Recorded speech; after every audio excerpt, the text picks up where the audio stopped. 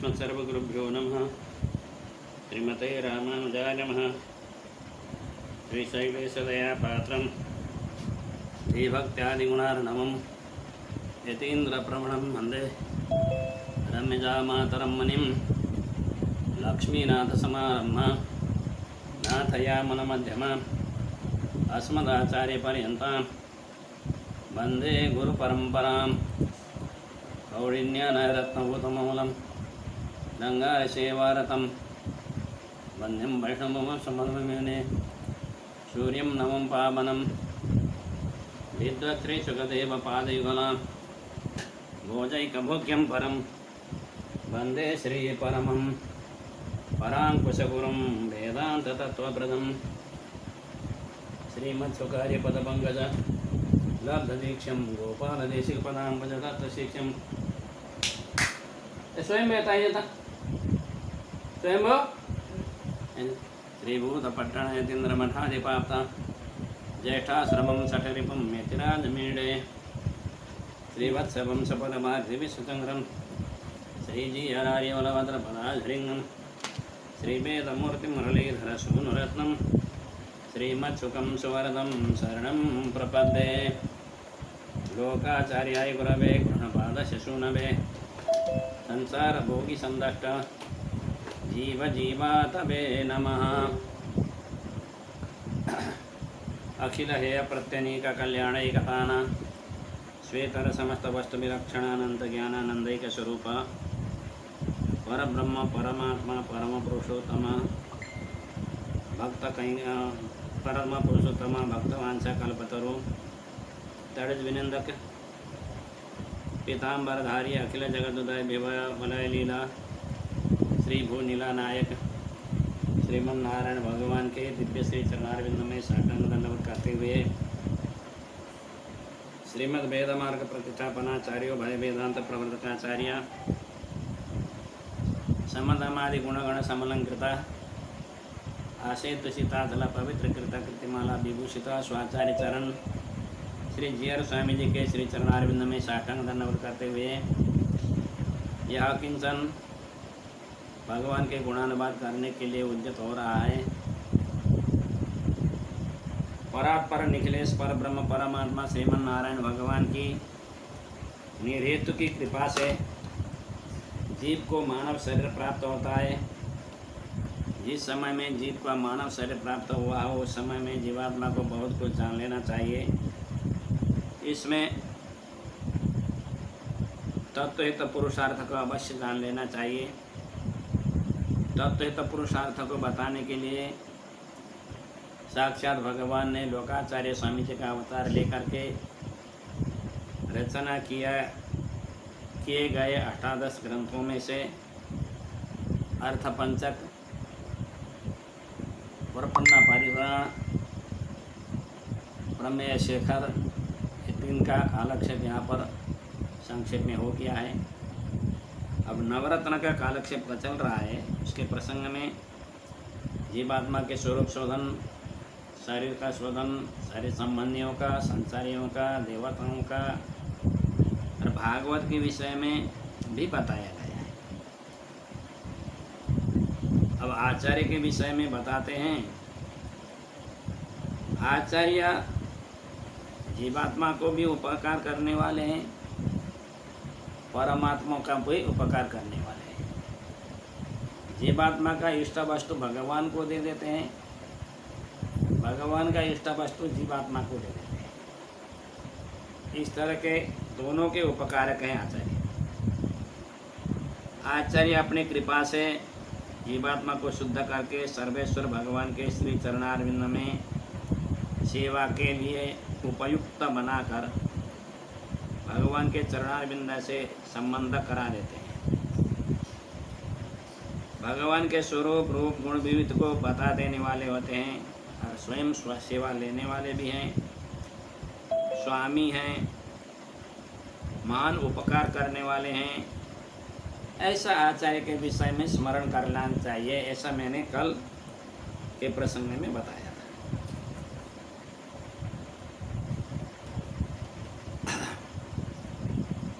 अब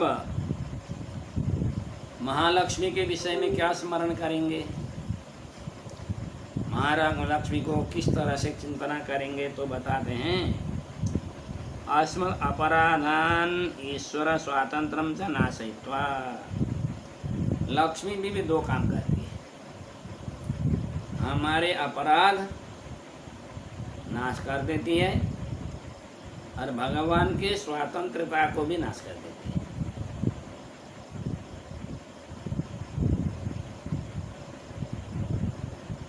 जीवात्मा अनादिकाल से भगवान के आज्ञा उल्लंघन करते हुए संसार में बैठा हुआ है।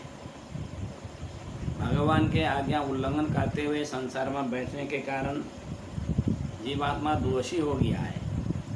दोष को अपराध बोलते हैं। तो भगवान के आज्ञा उल्लंघन करने रूपी पाप जो हम लोग ने किया, जो अपराध किया, इस अपराध से भगवान सर्वतंत्र स्वतंत्र है। मेरी आज्ञा इन्होंने उल्लंघन किया है, इसलिए आज्ञा उल्लंघन करने के कारण मेरे आज्ञा को नहीं मानने वालों को अवश्य दंड भोगना चाहिए।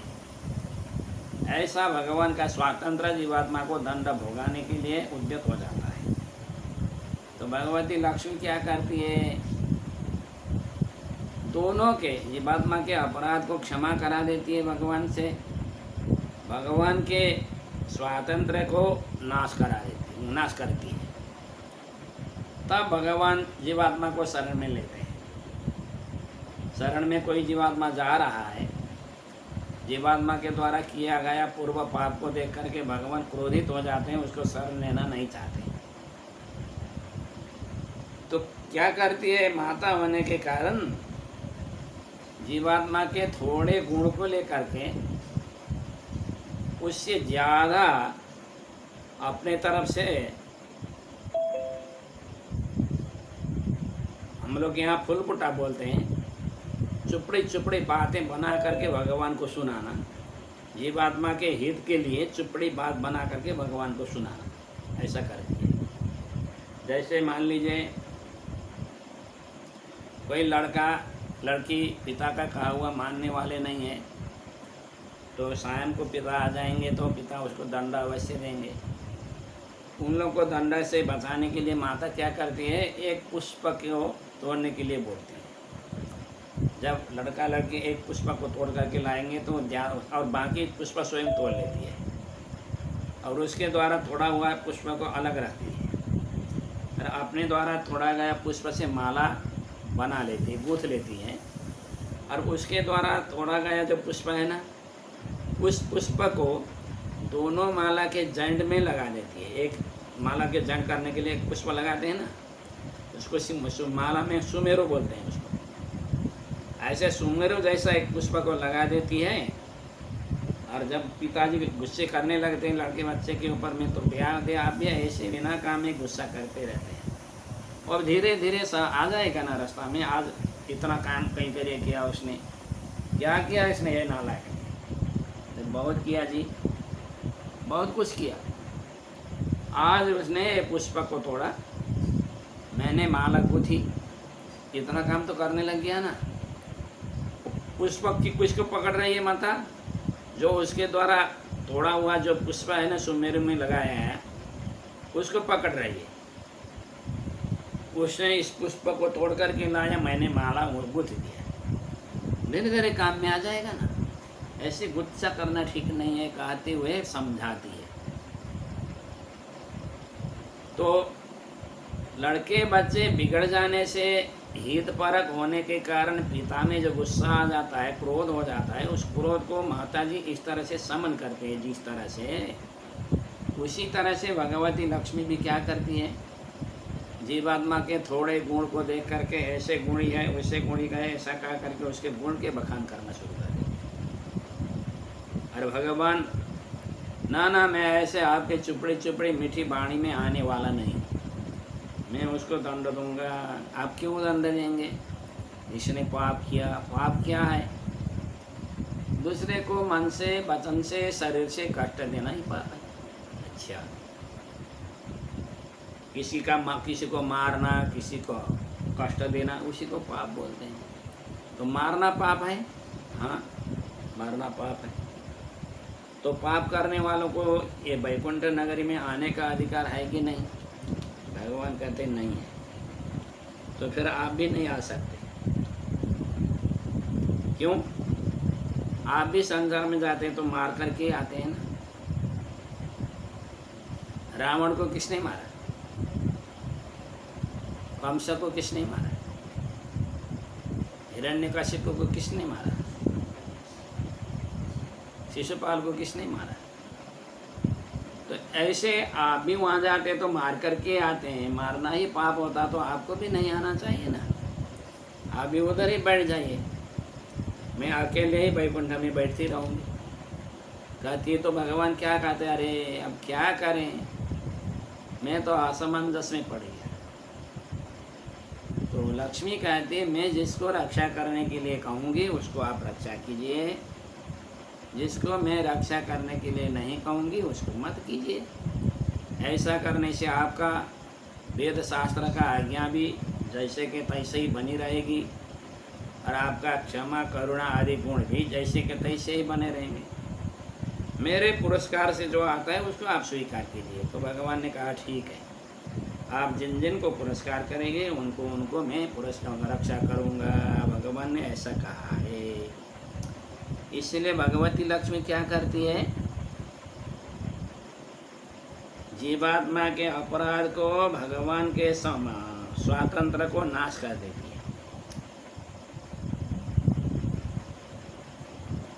भगवान के करुणा वात्सल्य आदि गुण को उद्बोधन करती है और पुरस्कार कर लेती है। पुरस्कार माने जीवात्मा परमात्मा के बीच में बैठ कर के जीवात्मा के तरफ से किया जाने वाला जो सिफारिश है ना, वो भगवान को करती है। भगवान के पास में सिफारिश करती है जीवात्मा की तरफ से, उसको पुरस्कार बोलते हैं। इस तरह से पुरस्कार करने वाली माता उपाय दशा में भी भगवती लक्ष्मी सेव्य है। उपाय दशा में भगवत लक्ष्मी के दो आकार हैं, एक पुरस्कार स्वरूप है, दूसरा प्राप्य स्वरूप है। उपाय दशा में, फल दशा में प्राप्य स्वरूप है, कैंकर्य वर्धिका स्वरूप है। दो दशा वहाँ भी हुई। यहाँ पुरस्कार करने वाली सेवा लेने वाली है, वहाँ कैंकर्य बढ़ाने वाली सेवा लेने वाली है। वहाँ भी इस तरह से रहने वाली अपनी माता है, स्वामिनी है, प्राप्य है, फल है। इस तरह से महालक्ष्मी के विषय में चिंतन कर लेना चाहिए। अब भगवान के विषय में कैसे चिंतन करेंगे? तो भगवान के विषय में इस तरह से चिंतन करेंगे। भगवान ने सृष्टि के समय में हमारे पास में कोई शरीर नहीं था, इंद्रियां नहीं थी, मन भी नहीं था, प्राण भी नहीं थे, बुद्धि भी विकसित नहीं हुई थी, ज्ञान भी विकसित नहीं हुआ था। छिन्न पक्ष पक्षीवत ऐसा दृष्टांत बताया है।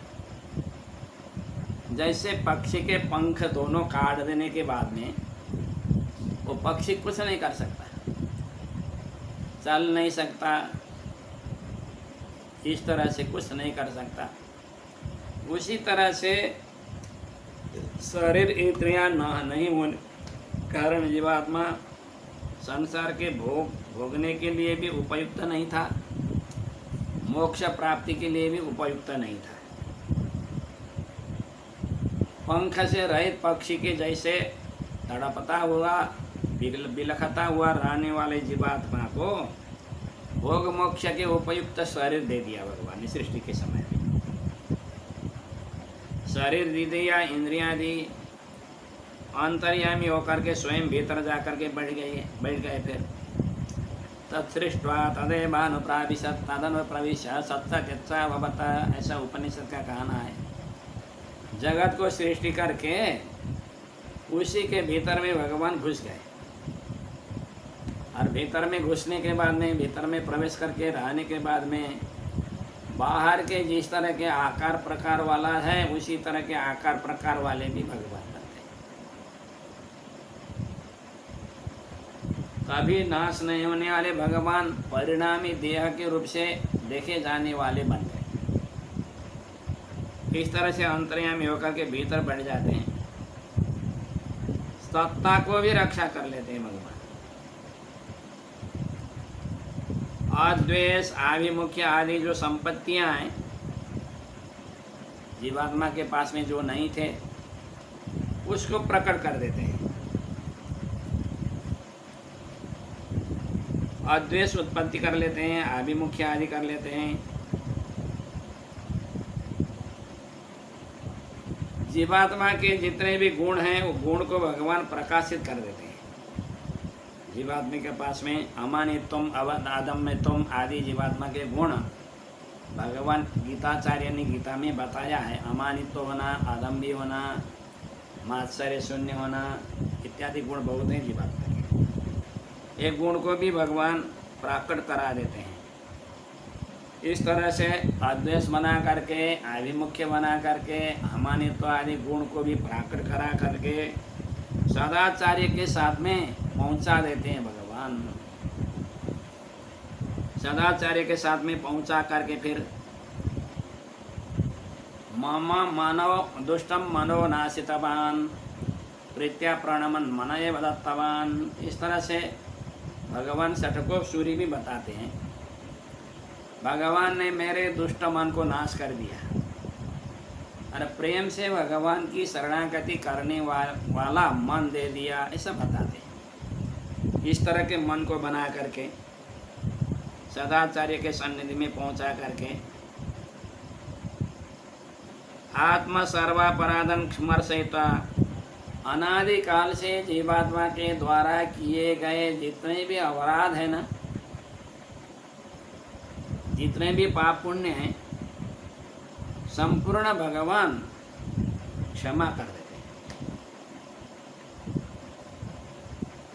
संसार के बंधन से निवृत्ति करा देते हैं भगवान, अर्चरादि मार्ग से ले जाते हैं भगवान, परम पद में पहुंचाते हैं। परम पद में पहुंचा करके अपने गुण, स्वरूप, रूप, वैभव का अनुभव कराते हैं। और जब तक आत्मा रहता है तब तक आत्मा के द्वारा किया गया जो कैंकर्य है उस कैंकर्य को भगवान स्वीकार करते हैं। कैंकर्य स्वीकार करने वाले स्वामी हैं। इस तरह के भगवान है कहा करके विचार कर लेना चाहिए भगवान के विषय में।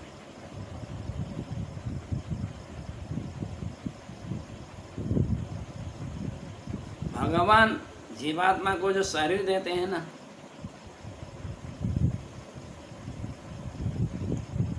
पराशर भट्ट स्वामी जी इस विषय को लेकर के बताते हैं। प्रलय पयसी सुप्तम स्वं शरीरैकदेशम वरदचिदचिदाख्यम स्वेच्छया विस्तृणानः खचितमिव कलापम चित्रमातत्यधुन्वन् अनुशिखिनी शिखीबा क्रीडसी श्री समक्षम, ऐसा बताते हैं। प्रलय के समय में सोया हुआ भगवान का अपना शरीर का एक भाग रहता है। यहाँ पर भगवान को मोर का दृष्टांत दे दिया है। मोर जो होता है ना, वो अपने पूंछ को कभी कभी समेट करके छोटा बना लेता है। जब उसके पूंछ को समेट करके छोटा बना लेता है तो एक छोटा सा झाड़ू जैसा ही दिखाई पड़ता है, छोटा सा। जब मेघोदय हो जाता है ना, तो मेघोदय के होने के बाद में मेघ की जो गर्जना सुन लेता है मोर, मैं की गर्जना सुनने के बाद में अपने शरीर को फैला लेता है और पुच्छ को फैला देता है, बड़ा बना लेता है। ऐसे बड़ा बना करके अपने पत्नियों के सन्निधि में नाचता है। भगवान ने भी अपने सिर में मोर पंख को धारण किया है। भगवान भी मेरे में मोर के जैसे गुण है ऐसा दिखाते हैं। मोर में ऐसा क्या गुण है? तो मोर के पास में विषैले जानवर नहीं जाते, जैसे सांप बिच्छू लोग भी मोर के पास में नहीं जाते। गया तो मोर मार देता है उसको। इसी तरह से भगवान के पास में भी संसार के जो विषैले गुण है ना, सत्व रज तम, ये गुण और इनसे उत्पत्ति होने वाले काम क्रोध लोभ मोह मद मात्सर्य राग द्वेष आदि विषैले पदार्थ भगवान के सन्निधि में नहीं जाते। ये तो मोर का एक गुण भगवान में चरितार्थ हो गया। दूसरा भी है, मोर क्या करता है? अपने शरीर का एक हिस्सा को कभी तो समेट लेता है, कभी फैलाता है। भगवान भी अपने शरीर के एक हिस्से को कभी समेट लेते हैं भगवान, कभी उसको फैलाते हैं। समेटना माने भगवान के शरीर के एक भाग, एक जो चिद है ना, लीला विभूति का जीवात्मा और प्रकृति से बनने वाला ये विश्व, ये भगवान मोर का पंख जैसा भगवान का पंख है। मोर के पंख में बहुत बहुत चित्र विचित्र वो श्रृंगार किया हुआ का चित्र है। मोर के पंख में देखने में कितना सुंदर लगता है।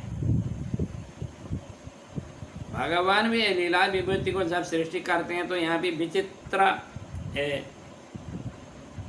चित्र बना लेते हैं। 84 लाख चित्र को भगवान ने इसमें अंकित किया हुआ है अपने पुच्छ में। लीला विभूति भगवान का पुच्छ है, समझ गए ना। और अपने पुच्छ में भगवान ने 84 लाख चित्र अंकित किया हुआ है। तो कितना विचित्र है, देखिए तो कैसा विचित्र है। मोर जो है मयूरनी के सन्निधि में नाचता है। भगवान भी लक्ष्मी श्रीदेवी भूदेवी नीला देवी रूपी मयूरनियों के सन्निधि में नाचते हैं। मोर नाचता है कैसे? अपने पंख को फैला करके। भगवान भी अपने पंख को फैला करके नाचते हैं। सृष्टि करना क्या है? भगवान के अपने पंख को फैलाना है। इसी को बताते हैं पराशर भट्ट स्वामी जी। प्रलय समय सुप्तम, प्रलय के समय में जो सोया हुआ, स्वम शरीर एक देशम, अपने शरीर के एक भाग एक हिस्सा, उसका नाम क्या है? वरद है भगवान चिद चिदाख्यम, चित और अचित नाम का है। यानी प्रकृति तत्व और जीव तत्व दोनों को चित अचित बोलते हैं। यद्यपि चित का अर्थ इससे भी ज़्यादा होता है, अचित शब्द का अर्थ भी इससे भी ज़्यादा होता है। ये तत्वत्रय में लोकाचार्य स्वामी जी स्वयं बताते हैं। चित शब्द से 3 तरह के जीवात्मा को बताते हैं, अचित शब्द से 3 तरह के प्रकृति तत्व को बताते हैं। अचित शब्द से 3 तरह के जड़ तत्व को बताते हैं। जड़ पूरा तो नहीं होता, लेकिन अचित कहने से 3 तरह का आ जाता है। जैसे त्रिपाद विभूति भी अचित के भीतर में आता है, लीला विभूति भी अचित के भीतर में आता है, और काल जो है वो भी अचित के भीतर में ही आता है। अचित बोलने से त्रिपाद विभूति, लीला विभूति और काल 3 आते हैं। चित बोलने से बद्धात्मा, नित्यात्मा, मुक्तात्मा 3 आते हैं। आप लोगों ने अर्थ पंचक में 5 तरह की जीवात्मा को सुना। यदि किसी समय में आप लोगों ने तत्वत्रय सुने हैं तो तत्वत्रय में आप लोग को केवल 3 तरह की जीवात्मा ही सुनने को मिलेगा। बद्ध मुक्त नित्य 3 तरह की जीवात्मा, ये किसी को सुनने को मिलेगा। या नित्य और मुक्त को नहीं लेंगे, क्योंकि वो तो संसार से बाहर है। इसलिए चित अचित शब्द से यहाँ केवल काल तत्व को लेंगे, प्रकृति तत्व के लेंगे अचित शब्द से, और चित शब्द से बद्धात्मा को लेंगे। बद्धात्मा प्रकृति के शरीर को निर्माण करके उसके भीतर में बद्धात्मा को प्रवेश करा करके विचित्र सृष्टि करते हैं भगवान। प्रलय समय सुप्तम संसरेगैकदेशम वरदचिदचिताख्यम स्वेच्छया विस्तृणाना। इसको भगवान अपनी इच्छा से विस्तार कर लेते हैं, फैला लेते हैं।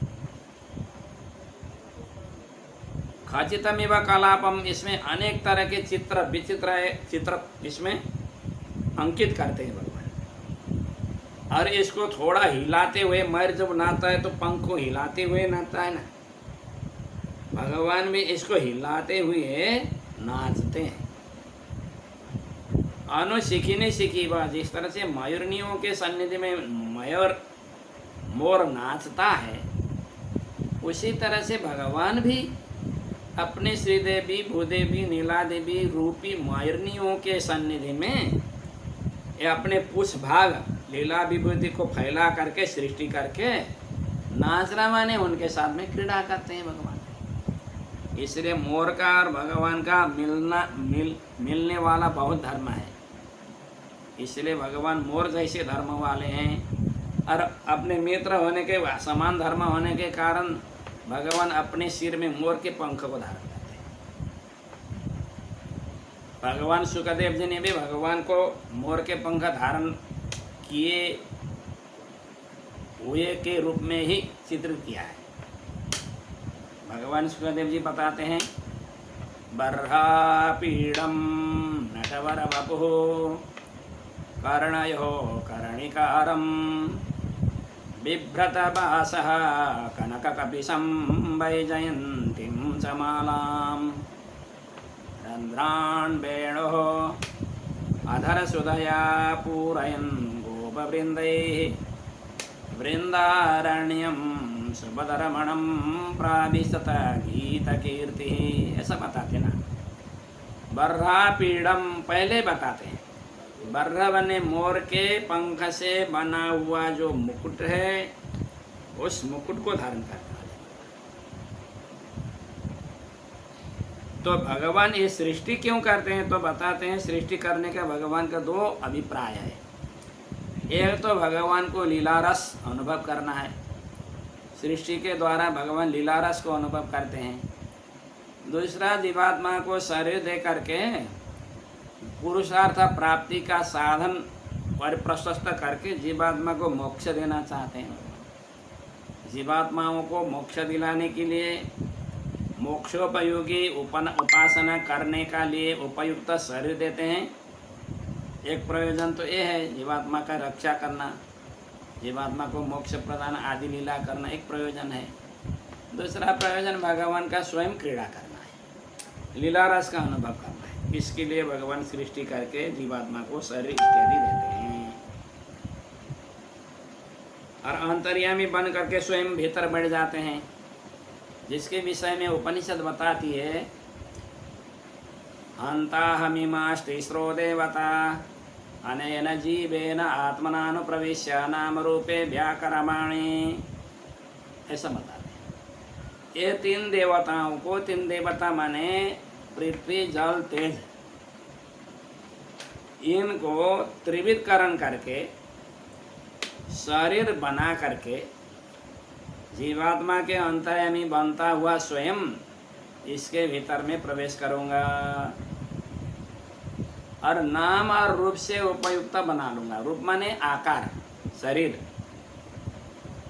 और नाम शरीर होने के बाद में नाम भी देते हैं ना, अमुक शरीर का अमुक नाम, अमुक शरीर का अमुक नाम, ऐसा निश्चय किया हुआ है। जब जन्म ले लेते हैं बच्चा लोग, हम लोग भी जब जन्म लिए थे तो उस समय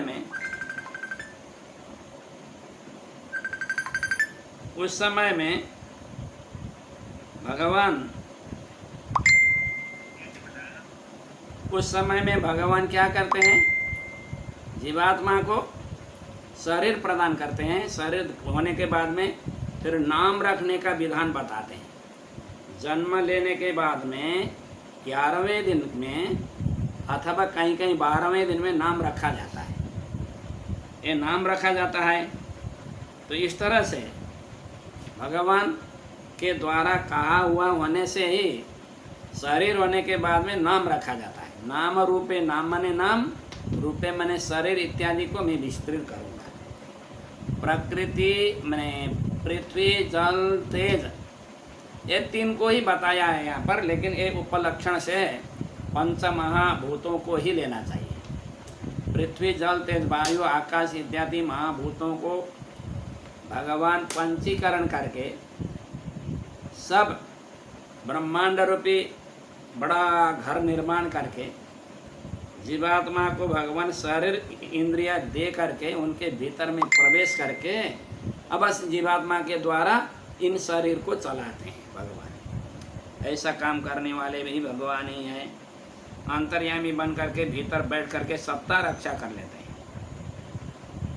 फिर जीवात्मा को रक्षा करने के लिए अद्वैत उत्पत्ति कराते हैं, जिसका प्रसंग मैंने आप लोग के सन्निधि में प्रमेय शेखर में बताया। अद्वैत के द्वारा आदिमुख्य भगवान उत्पत्ति करते हैं और संतों के साथ में संगति करा लेते हैं। जीवात्मा के गुण सम दम आदि गुण जब तक उत्पत्ति न हो तब तक कुछ सुनने को अवसर नहीं मिलेगा उसको।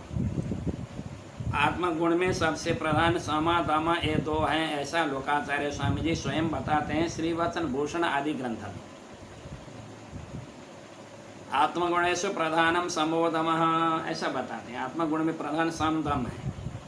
बाहर का इंद्रिय को ग्रहण करना, भीतर के इंद्रिय को ग्रहण करना, मन और इंद्रियों को बस करना, समदम का मतलब यही समझ लीजिए।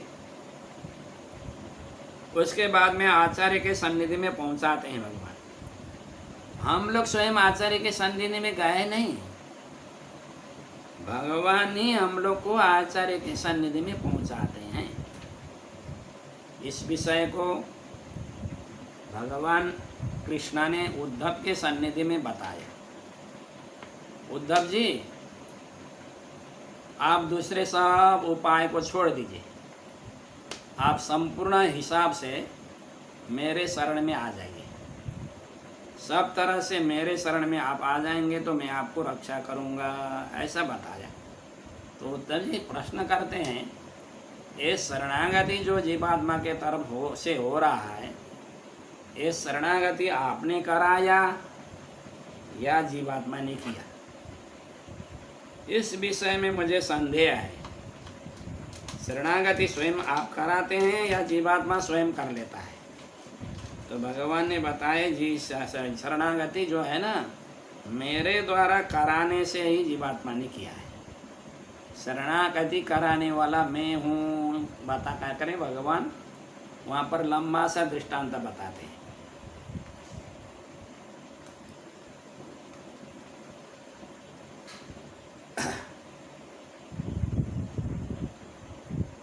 तो वहाँ पर भगवान उसका सारांश बताऊंगा, क्योंकि उसको उधर प्रवेश करके उसको बताने लग जाएंगे तो अभी मेरा समय नहीं है। समय तो समाप्त हो ही जाने जा रहा है। उसका सारांश क्या है? सारे इंद्रिय मेरे बस में है, वाणी भी मेरे ही बस में है, मन भी मेरा ही बस में है, प्राण भी मेरा ही बस में है, शरीर भी मेरा ही बस में है। तो सब करने कराने वाला मेरे बस में रहने वाले सब है, तो फिर शरणागति कराने वाला भी मैं ही हुआ ना।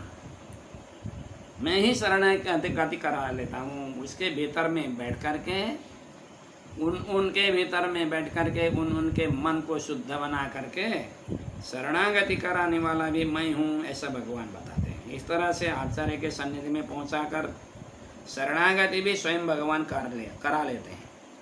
और शरणागति को करने के बाद में शरणागति इसने किया ऐसा बहाना बना करके अनादिकाल से जो जीवात्मा ने किया गया था जो ना पाप के राशि पूरा का पूरा पाप के राशि को क्षमा कर देते हैं। फिर संसार से उठा करके हरिद्रादि मार्ग से भगवान त्रिपाद विभूति में ले जाते हैं, अपना अनुभव प्रदान करते हैं। और जब तक आत्मा रहता है तब तक कैंकर्य दिलाते हैं आत्मा को। भगवान के द्वारा दिया गया कैंकर्य ही जीवात्मा प्राप्त करता है वहाँ भी। अरे जीवात्मा के द्वारा किया गया जो कैंकर्य है, की गई जो सेवा है, उसको लेते भी है भगवान। उसको स्वीकार करते हुए उसके स्वामी बन करके त्रिपाद विभूति में रहने वाले भगवान सर्वेश्वर हैं। ऐसा भगवान के विषय में चिंतन कर लेना चाहिए। भगवान जीवात्मा को रक्षा करने के लिए क्या क्या नहीं करते, सब कुछ करते हैं। इस तरह से लोकाचार्य स्वामी ने इस नवरत्न के माध्यम से जीवात्मा के स्वरूप का चिंतन कैसे कर लेना चाहिए इस विषय को बताया। शरीर के विषय में क्या सोचना चाहिए इसको बताया। शरीर के संबंधी को कैसे समझना चाहिए उसको भी बताया। संसार में रहने वाले आजू बाजू वालों को क्या चिंतन करेंगे, कैसा समझेंगे उनके विषय में, इस विषय को भी बताया। और दूसरे देवता क्या क्या करते हैं, कैसा कैसा अनर्थ करके जीवात्मा को पतन कराते हैं, उसके विषय में भी बताए। फिर भागवत के विषय में बताया, आचार्य के विषय में भी बताया, और महालक्ष्मी के विषय में बता करके अंतिम में भगवान को कैसे चिंतन करना चाहिए इस विषय को बता करके ये कालक्षेप को उपसंहार करते हैं। अब यहाँ पे आप लोग के सन्निधि में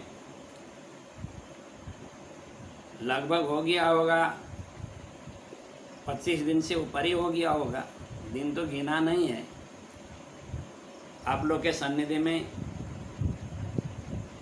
हमारे नंद किशोर जी के प्रयास से जुटने का अवसर मिला, और आप हम मिल करके, हम अकेले ही अनुभव करना चाहे तो नहीं हो सकता था।